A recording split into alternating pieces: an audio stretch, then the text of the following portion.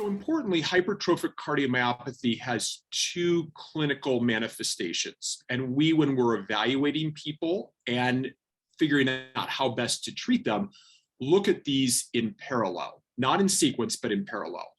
So one thing is that hypertrophic cardiomyopathy, an underpinning of it is that there is what's often referred to as myocardial disarray. The heart muscle cells are not laid down in a normal organized fashion. And there is a susceptibility of individuals with hypertrophic cardiomyopathy for arrhythmias, abnormal heart rhythms, some of which can be life-threatening. So for some individuals, an initial manifestation of hypertrophic cardiomyopathy, very tragically, could be sudden death. And for some people, if they're able to survive, we obviously have a very clear direction on what we do in approaching that. In parallel with that, so at the exact same time that we, in a patient with hypertrophic cardiomyopathy, are trying to assess their risk for sudden death and initiate therapies to mitigate that, we also are evaluating, are they having symptoms that are often unrelated to arrhythmias? Are they short of breath? Are they fatigued? Do they have chest discomfort? Do they have lightheadedness?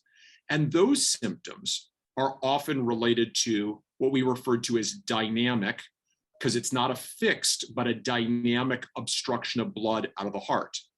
To make things even a little bit more confusing, there are people who have hypertrophic cardiomyopathy who don't have obstruction of blood flow, but still can have shortness of breath, still can have some of these other symptoms.